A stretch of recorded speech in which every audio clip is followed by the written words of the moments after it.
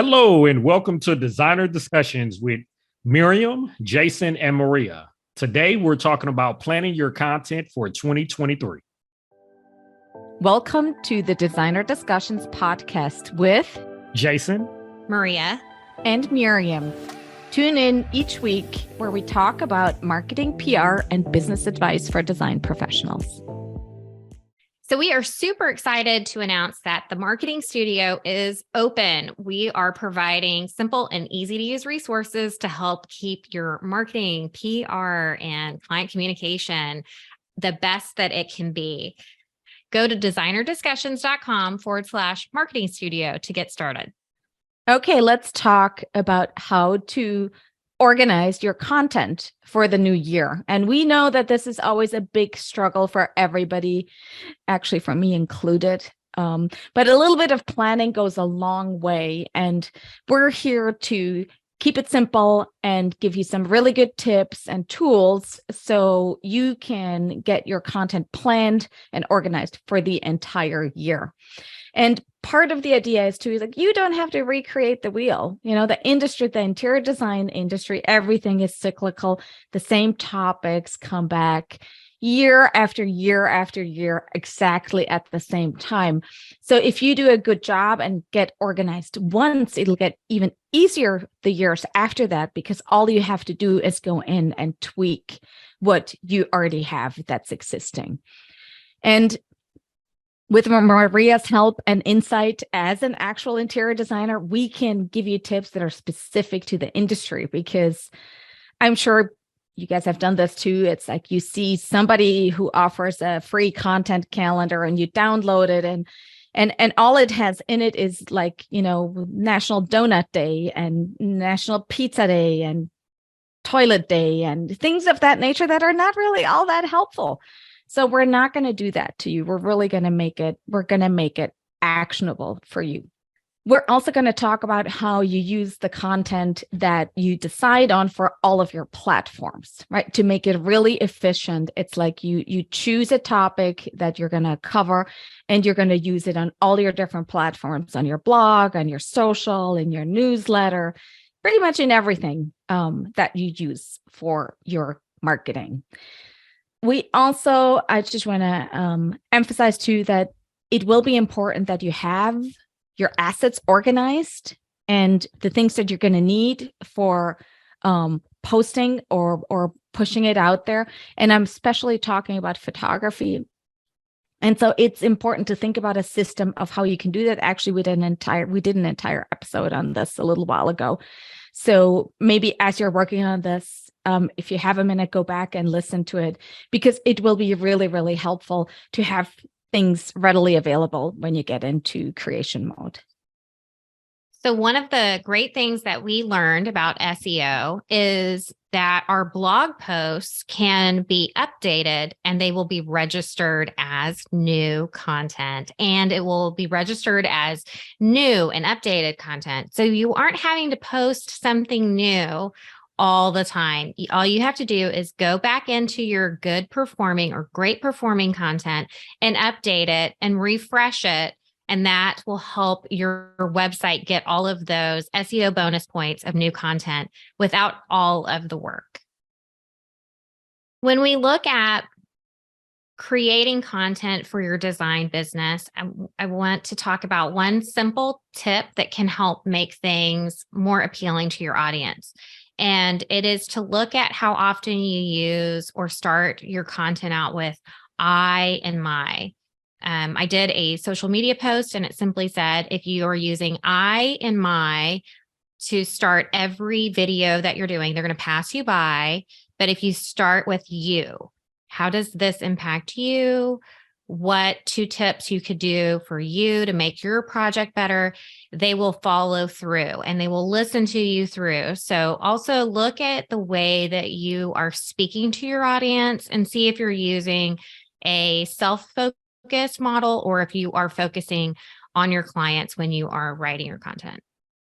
But Maria, I think that's an excellent point, and it's something I always use when I create content on the PR side, whether it be about a service, about a product, but it's always about the benefits. It's not about the features, right? It's not about what it is or what you care about. It's like, but your audience is always going to say, well, what's in it for me?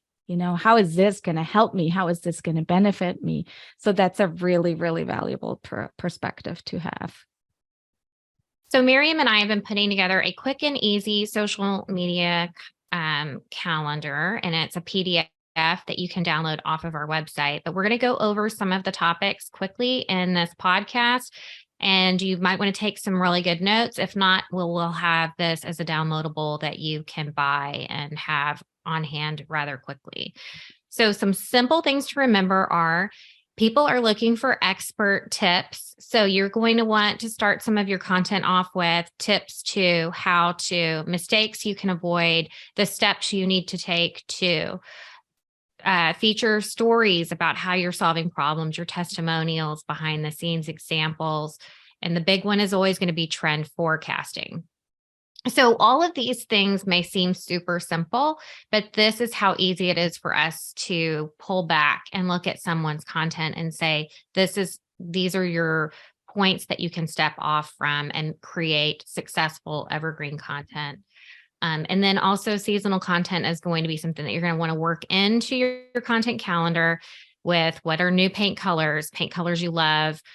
How would you redo certain rooms that you could pick seasonally? Whenever it cools off, people are going to be in their bedrooms more often. When it warms up, they're going to want to be outside. And then also talk to people about new builds, if that's what you do, or remodels based on the time of year, and also what the economic climate will look like.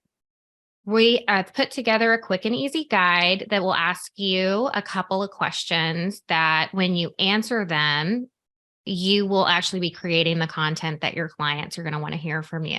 And they're going to want to know, why do people think that you're special? What do your clients currently ask you? And you should be writing those things down and answering those to your social media audience. And those are your most valuable items that you could have on your blog, on your website, and in your social media. So what are some of those things? It's pretty simple when you look at it. They're going to want to know about what size sofa or rug would work in a room, what size light fixtures would work for them in a room, how many bar stools at a counter. And typically when they're searching for that or looking for it in Pinterest, they're called designer guides or interior design guides. But that information can also be built out as a blog and also used in your social media. We want y'all to be comfortable talking about what your clients need to be doing for you. We want them to be performing their tasks to be good clients for you in the future, and that they are actively planning, that they're aware of what budgets they're going to be working with, and that they need to be giving you a testimonial somewhere in the middle of the project so that you can be reusing it in the future. So when you are interacting with your clientele base and social media, it's great to provide them opportunities to respond to you, to give you feedback. They do know you're the expert, but they may have a couple of questions here or there. And those questions are what you can start to build some of that content. So then we fall into, those are going to be your overall buckets of information that you can always dig into. You can always use those things to help you find more content to provide. But importantly, you should start looking at the year on a monthly basis. And so Mirjam and I sort of pulled back and looked at an interior designer's year and kind of got into it by month and said, these are some of the things you're going to need in each one of these months. And I think this is really helpful if you want to download it so that you can kind of see that we are talking about specific content a certain time of the year and that this is going to be reoccurring every year. Mirjam, do you want to talk to us about the monthly content? Yes. And I think what differentiates our calendar again from other calendars is that I look at things more from like a media perspective and what's current and what's trendy and what's being talked about in the media. And then we combined it with Maria, your knowledge of how that works out during the year for the interior designer, right? I think it'll be really helpful, and it's not complicated, right? There's not going to be, we didn't create 30 ideas for every month because nobody is expected to post that many times, but we're really trying to keep it simple. So we went on, and there's some general ideas of post topics that you can use just to sort of like spur your creativity and get an idea of what you want to do. And then we supplemented with topics for every month, like Maria said.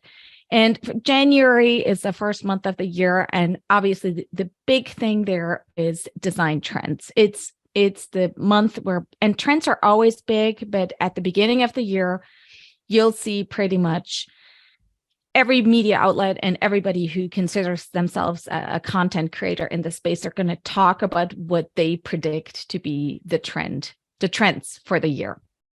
It's also a great month to talk about your vision, like for your business or personally for the next year. So those are the two big topics that you definitely need to touch on in January. February gets to be obviously, it's the month of love, so there's some color red that is really interesting, and you can be a little flexible with that and maybe talk about clients you love. You know, it's winter in most parts of the country. You always have to look at it through the lens of where you are. And it's like Maria is in Texas, I'm in Wisconsin. The climate is very different. So the content that we might post during the year definitely would not necessarily be exactly the same. But February is battle the winter blues, especially where I live. And it's also when a lot of people start thinking about interior design and a new start for home decor. March, we're heading into spring. There's definitely a lot of travel content that's happening. There's people are in the mood to freshen things up a little bit. So it's that is definitely one of the big topics for March. In April, there's a lot of focus on green products and green design. Spring home improvement is still big. Everything is flowering. So there's a lot of content about plants and flowers, outdoor spaces. You can already start thinking about dorm room ideas. And like for me in my field, that'd be a little early, but when Maria explained it, it makes a lot of sense, because if you're interested in offering that service to your clients, that's the time that they need to start thinking about that. For May, it's Mother's Day. So everybody definitely there's a lot of opportunity to create content around that. It's also the month when you start thinking about graduations or when they're happening already. Entertainment is big. Travel starts to pick up. Heading into June, you're getting into vacation mode. So vacation homes, vacation home design is big. Summer home refresh, any kind of refresh, always is a hot topic. Father's Day is also in June. So there's already 3 different ideas for that month. In July, we're definitely talking a lot about travel. It's the 4th of July.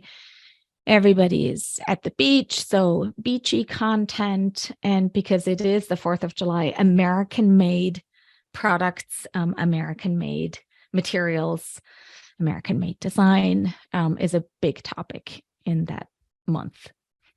Then August is very hot in many parts of the country. So beat the heat would be a fun idea for that one. There's a lot of road trips happening. People are still traveling, so travel destinations would be a good topic. And Maria brought this up. It's like how to shop for fine art while on vacation, which is fun. I'm like, you could shop for art or you could shop for whatever else that you are interested in. In September, we're back to school. Definitely one of the top topics, definitely in the media. Fall decor is already starting to pick up, and Halloween decorations are kicking in because, as we all know, the holiday decor starts coming out earlier and earlier. In October, we have Halloween decorations. Thanksgiving is already showing up. Orange is a fun color idea for October. We actually talked about how fun it would be to create a seasonally inspired mood board for October, be it something with orange, with one of the holidays, or even for any other month or every month for that matter. In November, we're really getting deep into the holidays, so we're talking a lot about entertainment, Christmas decors already out there, hostess gifts, tablescapes, shopping guides, because it's time to shop for Christmas presents, right? Then the year's already almost over. In December, we're talking about more gift ideas for the holidays, winter getaways, last minute shopping. If you're anything like me, that's a big one. And just about best online shopping options in general, and obviously anything holiday related. That's just a quickie. Our guide's going to have some more details and some more tips on it, but those are the big topics for each of the months that we were talking about. And once you get a full year of content up, you can look back at it, see which ones perform the best, and then you can modify the titles, change out some of the sections to those topics, and then really start building a greater asset library for your SEO, for your business. Okay, so like we had said, we created this really fun and super helpful practical guide for you guys that you can download from our Designer Discussions Marketing Studio. That's open now, so we're going to put a link to that into show notes. Check it out. We hope you love it. Are you ready to get serious about marketing your interior design business? Our Designer Discussions Marketing Studio offers a series of in-depth, actionable, and done-for-you content to guide your marketing, PR, and business development. We want to help you transform your business and elevate it to work with your dream clients. Go to designerdiscussions.com/marketing studio to get started. We hope you've enjoyed this episode of Designer Discussions and all of the helpful information. Subscribe to our podcast, leave us a review, and share it with your friends. We look forward to having you back next week. For more information on the podcast and the Marketing Studio, visit designerdiscussions.com and follow us on social media.